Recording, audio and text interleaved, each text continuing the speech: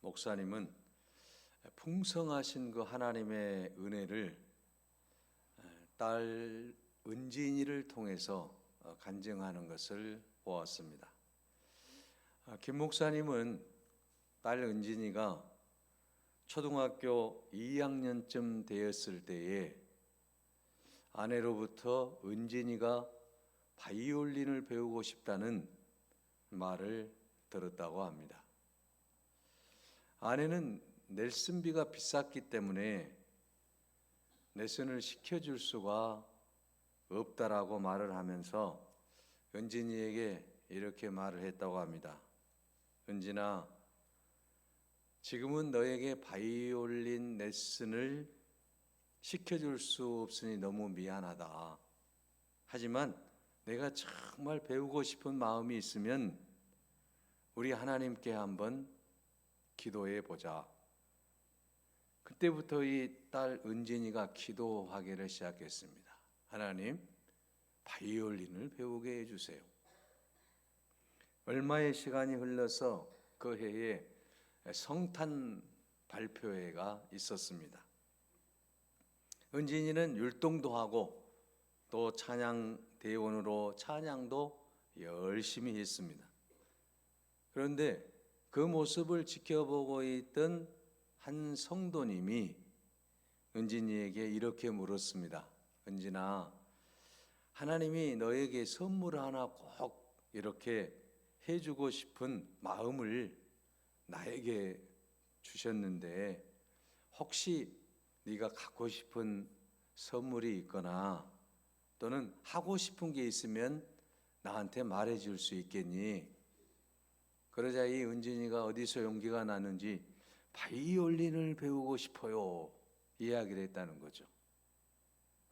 그래서 바이올린을 배우게 되었다고 합니다. 자, 여러분, 이 은진이는 하나님께 기도한 대로 하나님께서 풍성한 은혜를 주시는 그 하나님을 체험하게 되었고, 그 목사님 부부도 그 풍성하신 하나님의 그 은혜를 체험하게 되는 계기가 되었다라고 하는 간증이었습니다. 사랑하는 여러분, 오늘 우리의 모든 삶의 영역에서도 이 어린아이처럼 하나님 앞에 간절히 기도하며 나아갈 수 있기를 바랍니다.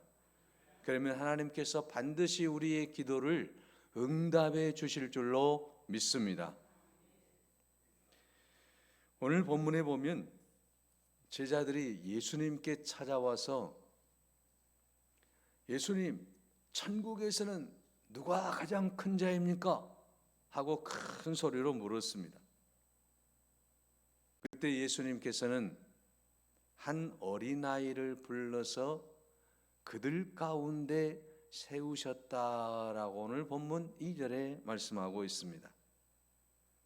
그러면서 주님께서 말씀합니다. 진실로 너희에게 이르노니 너희가 돌이켜 어린아이와 같이 되지 아니하면 결단코 천국에 들어갈 수 없느니라. 누구와 같지 아니하면은요? 어린아이와 같지 아니하면 천국에 들어갈 수 없다라고 하는 폭탄 선언을 하고 계십니다. 여러분, 우리가 어린아이와 같이 되지 아니하면 천국에 들어갈 수 없다라고 주님이 지금 말씀하고 있습니다. 4절에는 보면 누구든지 이 어린아이와 같이 자기를 낮추는 사람이 천국에서 큰 자니라고 말씀하고 있습니다. 여러분, 5절에는 누구든지 내 이름으로 이런 어린아이 하나를 영접하면 나를 영접하는 거나 마찬가지다라고 말씀하고 있습니다. 여러분, 오늘 본문의 말씀 또 6절에는 이 작은 자 하나를 실족하게 하면 연자 맷돌이 그 목에 달려서 깊은 바다에 빠뜨려지는 것이 오히려 나으니라고 말씀하고 있습니다. 여러분, 예수님께서 지금 제자들에게 하신 말씀이 무슨 말씀입니까? 예수님, 천국에서는 누가 큽니까? 라고 묻는 이 제자들에게 예수님이 하신 말씀은 너희들이 어린아이와 같이 되지 아니하면 너희는 천국에도 들어갈 수 없고 천국에서 큰 자도 될 수 없다라고 분명하게 말씀하고 있습니다. 예수님께서 왜 이런 말씀을 하셨을까요? 그것은 저와 여러분이 우리 모두가 하늘나라의 천국 시민이기 때문이라고 하는 것입니다. 저와 여러분은 지금 비록 이 세상에서 살지만 우리는 하늘나라의 하늘 시민권을 가진 천국 시민인 것을 믿으시기 바랍니다. 그러므로 천국 시민이 된 우리들은 예수 믿고 구원받는 성도들이기 때문에 하나님 나라의 시민으로서 마땅히 하나님의 법을 쫓아 살아가야 되는 것 아니겠습니까? 여러분, 교회라고 하는 것은 예수 믿고 구원받은 사람들이 하나님 나라에 들어갈 때까지 예수 그리스도의 이름으로 모여서 하나님의 법을 지키며 천국 생활을 훈련하는 곳이 교회입니다. 여러분, 천국 생활을 훈련하기 위해서는 하나님의 법을 따라야 되는데 그 하나님의 법은 하나님의 말씀입니다. 누가복음 10장 27절에는 말씀합니다. 너희는 마음을 다하고 뜻을 다하여 목숨을 다하여 주 너의 하나님을 사랑하라. 이것이 첫째 되는 계명이고 둘째는 그와 같으니 내 이웃을 내 몸과 같이 사랑하라. 여러분, 이것을 요약하면 무엇입니까? 사랑하라는 것 아니겠습니까? 하나님의 법은 무엇입니까? 사랑하라는 거예요. 오늘 우리 그리스도인들이 천국 시민으로 살아가기 위해서 가장 중요한 법을 지켜야 되는데 그 법은 무엇입니까? 사랑하라는 거예요.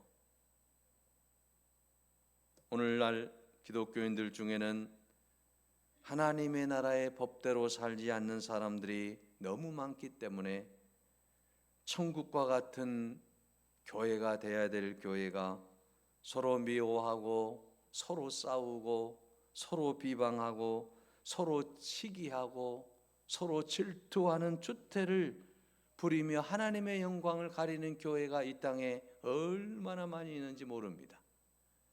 예수 그리스도의 이름으로 모인 공동체가 예수 그리스도의 이름으로 사랑하지 못하고 예수 그리스도의 이름으로 이해하지 못하고 예수 그리스도의 이름으로 용서하지 못하는 그런 교회들이 이 땅에 얼마나 많이 있는지 모릅니다. 천국과 같은 교회가 되어야 될 교회가 지옥과 같은 교회가 되어서야 되겠습니까? 우리 교회는 하나님의 아들, 딸들로서 하나님 나라의 천국 시민들로서 서로 사랑하고 서로 이해하고 서로 감싸주고 서로 기뻐하고 서로 도와주고 서로 기도해주는 그런 교회가 될 줄로 믿습니다. 그렇게 하기 위해서는 오늘 본문의 말씀에 우리가 어린아이처럼 돼야 된다고 하는 거예요. 어린아이처럼 여러분 살기 위해서는 어떻게 해야 되겠습니까? 가장 중요한 것은 질투심을 버려야 됩니다. 질투는 공동체를 무너뜨리는 가장 나쁜 마음입니다. 예일 대학의 심리학 교수인 살로비 박사는 미국 범죄의 20%가 이 질투 때문에 생긴 범죄다라고 발표를 했습니다. 질투심은 무서운 범죄를 일으키게 되는 동기가 된다라고 하는 것입니다. 그런데 여러분, 중요한 것은 이 질투심은 멀리 있는 사람들과의 관계에서는 일어나지를 않습니다. 가장 가까운 사람들 가운데서 일어나는 것이 바로 이 질투라고 하는 단어예요. 여러분, 미국에서 장사를 해서 돈을 많이 사람들이 벌었다. 그러면 질투 납니까? 질투 나지 않잖아요. 일본에서 어떤 사람이 사업을 해서 큰 돈을 벌었다. 질투가 나지 않습니다. 그러나 여러분, 나하고 가장 가까운 내 친구가 사업을 해서 돈을 벌면 질투가 나는 거 아니겠습니까?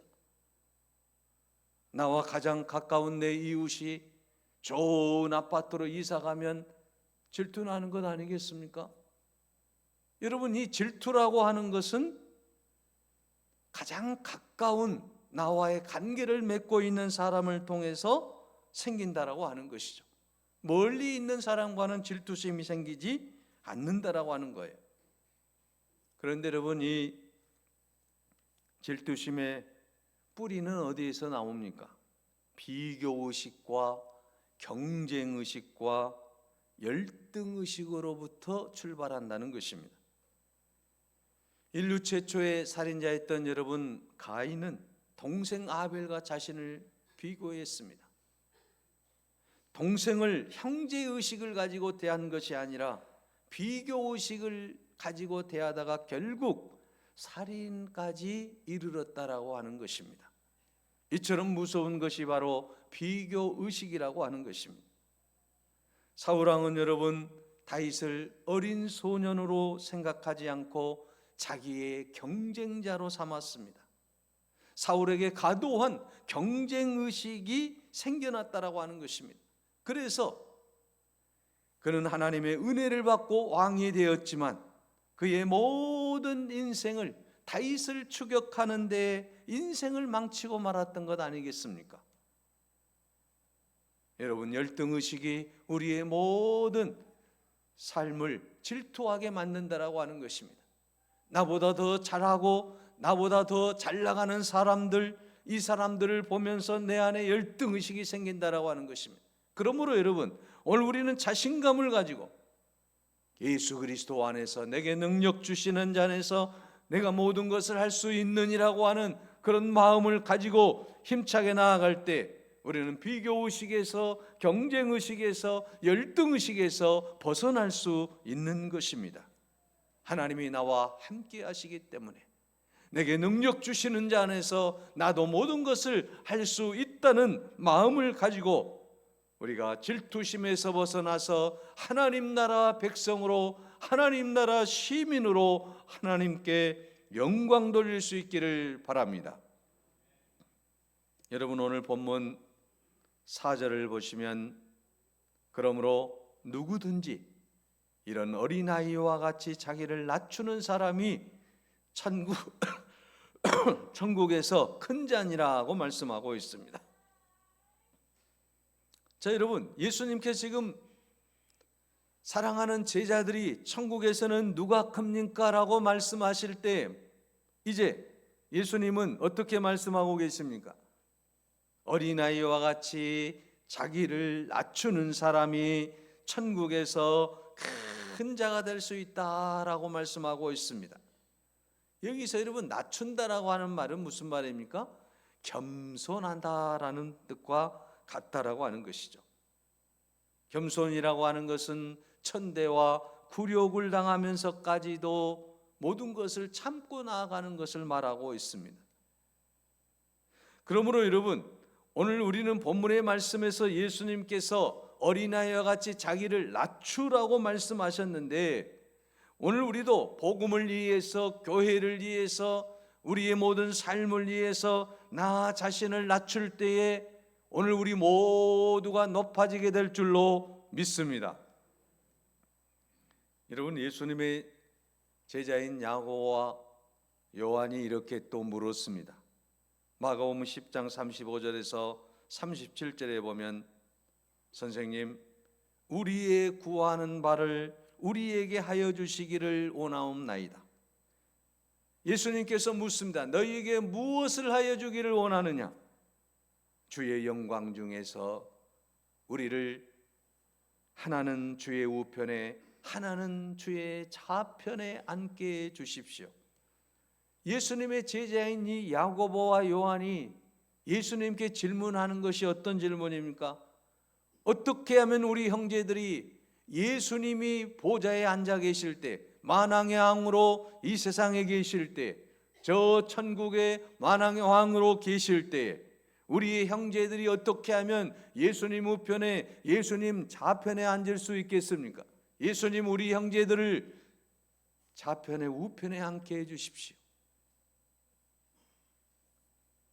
사랑하는 여러분, 이 야고보와 요한의 질문은 지금 문제가 있는 것 아니겠습니까? 예수님, 우리의 형제가 아닌 다른 형제들이 하나님의 나라가 완성이 될 그때에 예수님의 좌편에 우편에 앉게 해주십시오. 저희들은 그저 주님이 우리를 인정해 주신 것만으로도 감사합니다. 이런 게 아니에요. 우리 형제들을 좌편에 우편에 앉게 해주십시오. 이 말을 들은 제자들이 분노를 했다고 그랬어요. 다른 제자들이 분노하는 건 뭐예요? 또 질투가 생긴 거 아니겠습니까? 우리도 좌편에 우편에 앉아야 되는데 너희 형제들이 좌편 우편에 앉겠다라고 그렇게 질투하고 있는 거 아니겠습니까? 이처럼 여러분, 제자들은 주님께서 십자가에 달려 돌아가시고 인류를 다시 3일 만에 부활하신다는 이 놀라운 사실을 깨닫고도 그들은 그것을 미처 생각하지 못했다라고 하는 것입니다. 누가 더 높은 자리에 오를 것인가에 대해서 관심이 집중되어 있었다라고 하는 것이죠. 그들 마음속에는 질투와 과도한 경쟁의식이 자리 잡고 있었던 것입니다. 그러므로 사랑하는 여러분, 오늘 우리는 어린아이와 같이 되기 위해서는 과도한 경쟁의식과 또한 질투심을 가감하게 버리고 우리 스스로가 낮아져야 될 줄로 믿습니다. 이런 제자들의 마음을 꿰뚫어 보시고 지금 예수님께서 실물 교훈을 하시기 위해서 어린아이를 세우신 거예요. 진실로 너희에게 이르노니 너희가 돌이켜 어린아이와 같지 아니하면 결단코 천국에 들어갈 수 없다. 오늘 본문 3절에 말씀하고 있지 않습니까? 어린아이들과 같이 되지 않으면 결단코 천국에 들어갈 수 없다라고 하는 것입니다. 오늘 여러분 3절 4절에 보게 되면 같이라고 하는 단어가 나와요. 어린아이들과 같이 되지 아니하면, 어린아이와 같이 자기를 낮추지 아니하면이라고 하는 말씀이 나옵니다. 여러분이 같이라고 하는 이 단어가 굉장히 소중합니다. 어린아이들만 천국에 들어간다는 말씀이 아니에요. 어린아이들과 같은 마음을 가진 사람들이 천국에 들어갈 수 있다는 것입니다.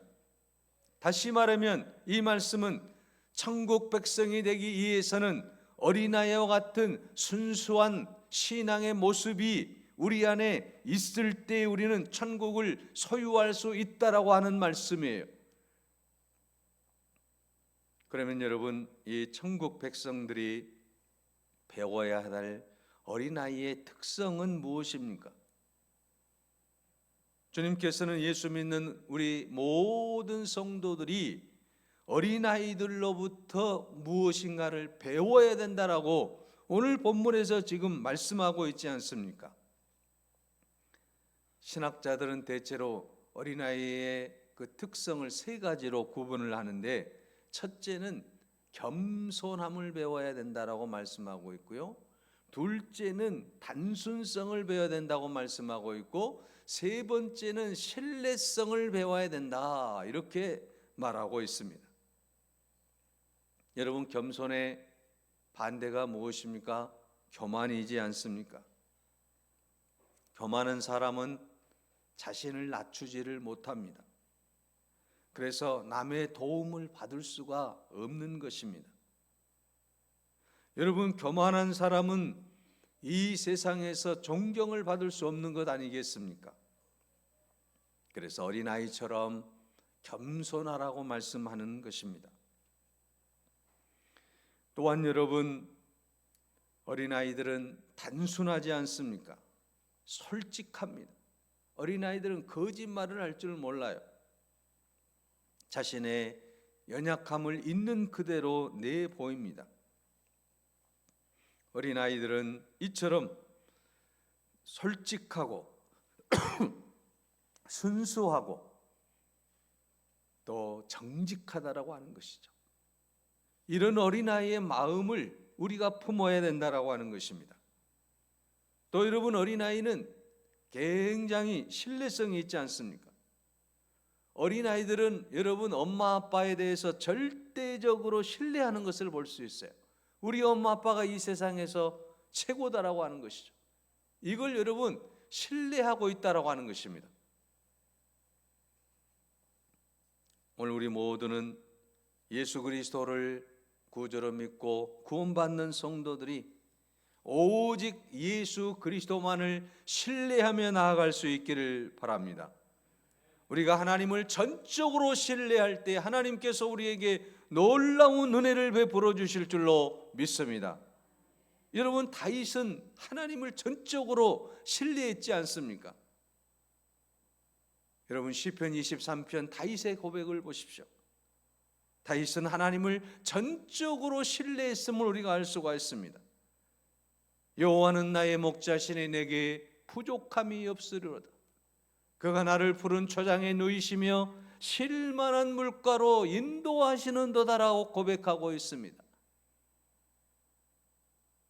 내가 사망의 음침한 골짜기를 다닐지라도 해를 두려워하지 않을 것은 주께서 나와 함께 하시며 주의 지팡이와 막대기가 나를 안위하시나이다.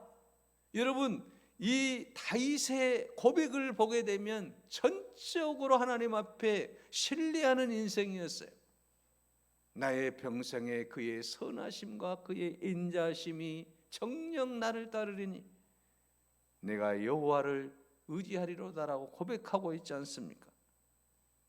어떠한 상황 속에서도 다윗은 하나님을 신뢰했습니다. 그러므로 말미암아 하나님이 기뻐하는 하나님의 사람으로 우뚝 서게 되었다라고 하는 것입니다. 오늘 여러분, 우리도 우리의 모든 삶을 통해서 다윗처럼 여호와 하나님은 나의 목자시니 내게 부족함이 없습니다. 나를 푸른 초장으로 누이시며 쉴만한 물가로 인도하실 것을 확신합니다. 이런 고백을 할 수 있기를 바랍니다. 바로 그런 고백을 우리가 할 때 하나님은 우리를 통해 놀라운 역사를 이루어 주실 줄로 믿습니다. 우리 안에 어린아이들의 그 순수한 마음, 겸손한 마음, 신뢰하는 마음, 그런 마음을 가지고 우리는 늘 믿음 안에서 나아가야 될 줄로 믿습니다. 오늘 교회 안에 어린아이처럼 신앙에 순수한 분들이 많이 있습니다. 계산하고 따질 줄을 모릅니다. 신앙에는 감동이 있습니다. 하나님의 은혜에 날마다 감격하며 살아갑니다. 날마다 주님의 은혜에 감사하면서 기뻐서 교회에 오고 찬송하고 기도할 때마다 감격의 눈물을 흘립니다. 이처럼 여러분, 오늘 우리는 어린아이들처럼 순수한 신앙의 삶을 살아갈 수 있기를 바랍니다.